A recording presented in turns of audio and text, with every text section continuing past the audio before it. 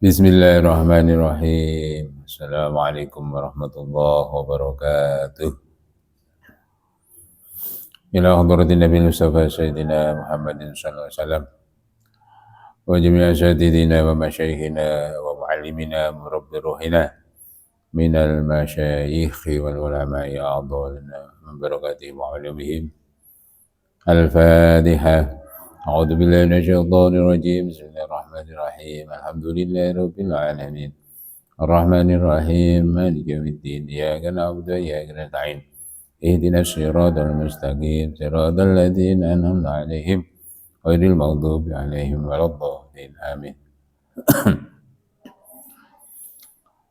Alhamdulillah wassalatu wassalamu ala Rasulillah Sayyidina Maulana Muhammad ibn Abdullah wa ala alihi wa sahbihi wa mawalah, amma ba'd. Kita lanjutkan kajian kitab Minah Husaniyah. Yang kali ini kita kaji qaul atau dawuh dari penyusun kitab Syekh Abdul Wahab Asy-Sya'rani. Bismillahirrahmanirrahim. Watrukil mubahati talaban litaraqqiya maqamatil aliyah. Watrukil mubahat lan ninggalo sira al mubahati ing pira-pira perkara mubah talaban krana nyubrih litaraqqiya maqamatil aliyah marang mundake pira-pira derajat kang luhur. Ya. Hendaklah kalian meninggalkan hal-hal yang mubah untuk meraih peningkatan derajat yang mulia di sisi Allah Subhanahu wa Ta'ala. Ya, jadi kedekatan, kedudukan, kemuliaan seorang hamba di sisi Allah SWT ini bisa setiap saat ditingkatkan, ya, biar tidak tetap aja, ya. Mulai biyen ya ono pancet ae, ya. Lah, salah satu upaya untuk meraih derajat yang lebih tinggi di sisi Allah adalah dengan meninggalkan hal-hal yang mubah.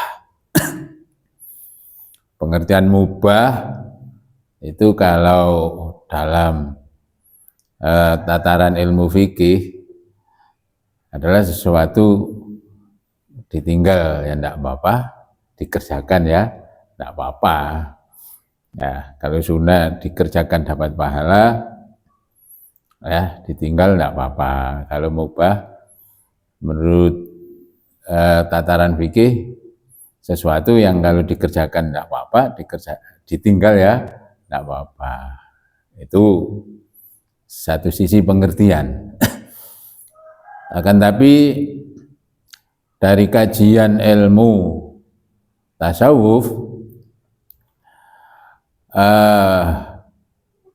mubah itu adalah sesuatu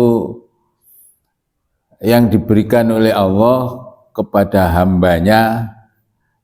Di sini disebutkan tanfisan, sebagai hiburan, sebagai untuk bersenang-senang. Ya. Jadi kita sebagai hamba ini diberi izin, peluang untuk bersenang-senang dengan sesuatu yang mubah, seperti makan, minum, tidur, dan lain-lain, ya, hiburan yang diperbolehkan. Nah, ini diberi peluang untuk menikmati itu. Karena apa? Dikarenakan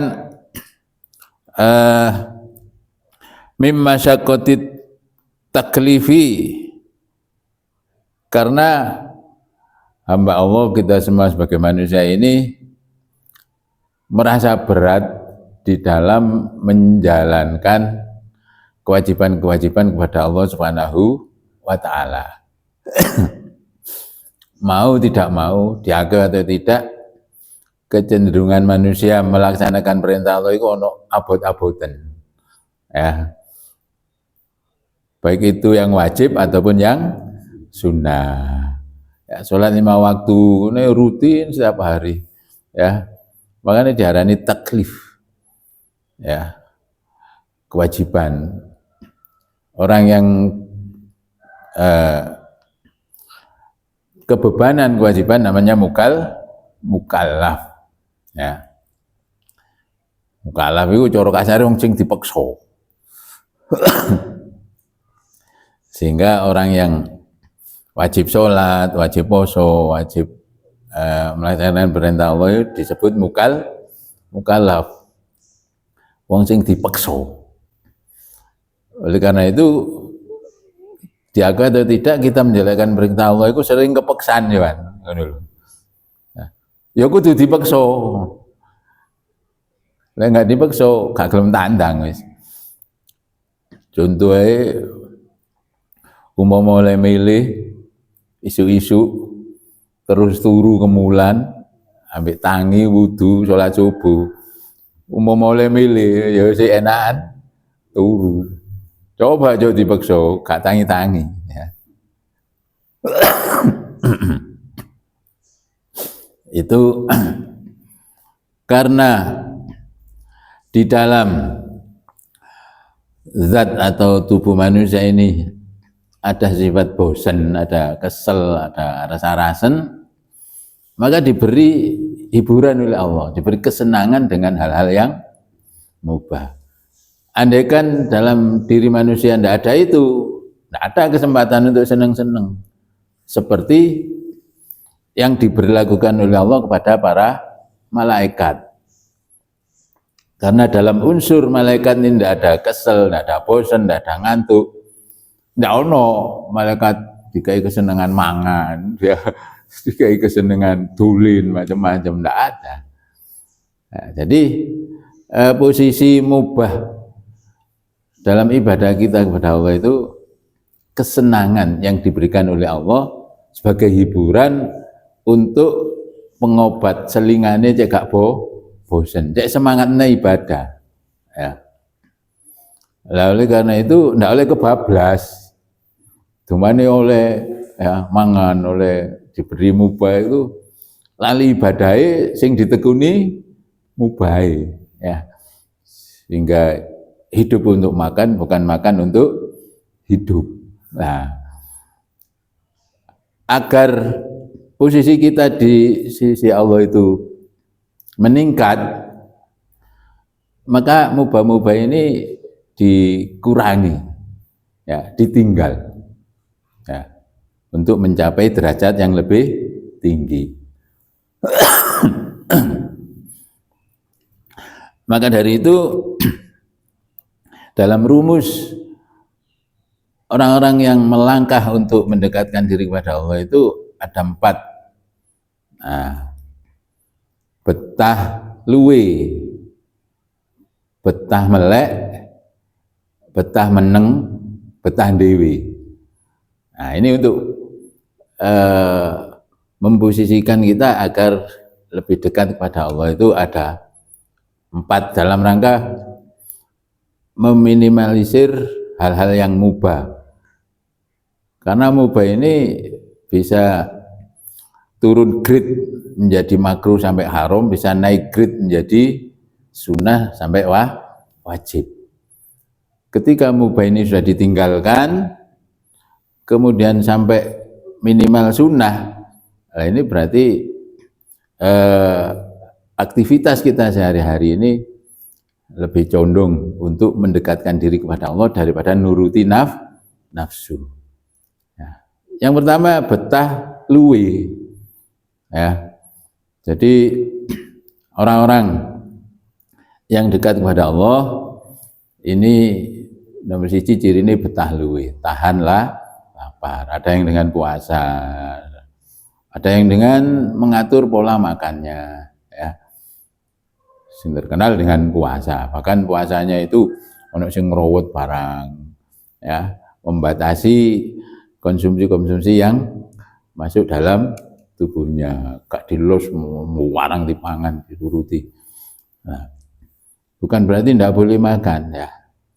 Kalaupun terpaksa harus makan, nah itu, jadi betah luwe, tidak mangan. Lek sadurunge luwe, wis mandek sadurunge wareg. Nah itu rumusnya dari Kanjeng Nabi seperti itu.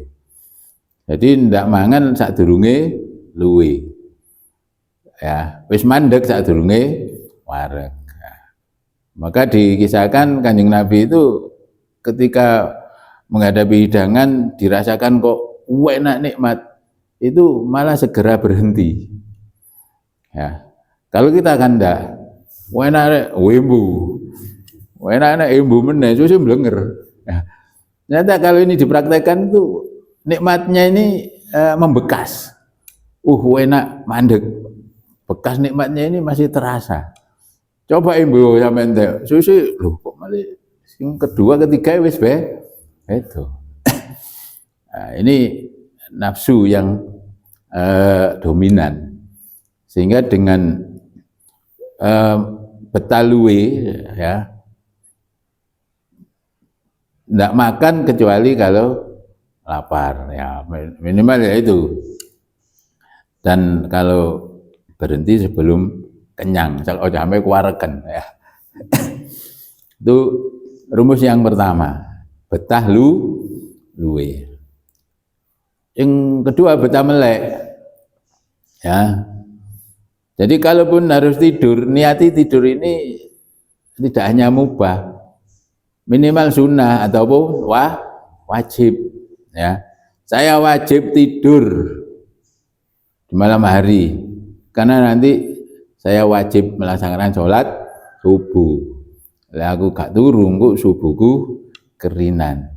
Nah, sehingga tidur yang itu misal asalnya mubah bisa naik grade menjadi wajib atau paling tak sunnah. Tidur siang juga gitu ya. Ada istilah qailulah, tidur sebentar di siang hari.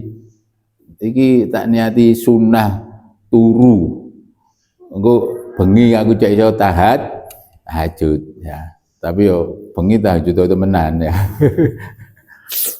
Iku iso nilai sunnah itu, tidurnya berpahala ya.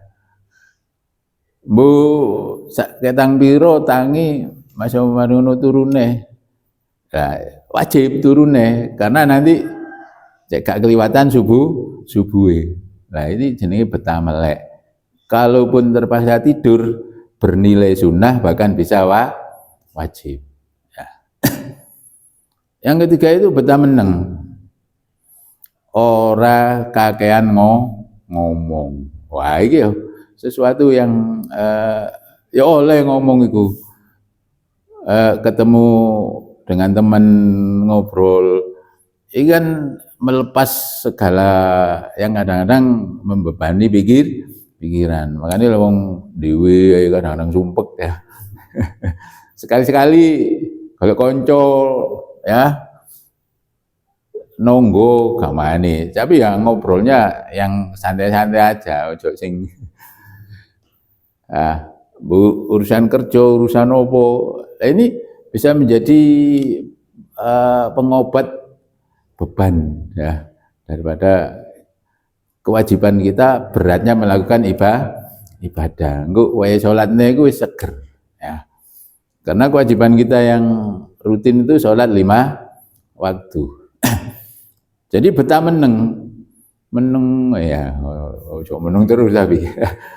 Kalaupun terpaksa harus ngomonglah yang baik, yang bermanfaat, minimal obrolan ringan. Itu jadi hiburan memang. Kita ini menungso soal itu malaikat.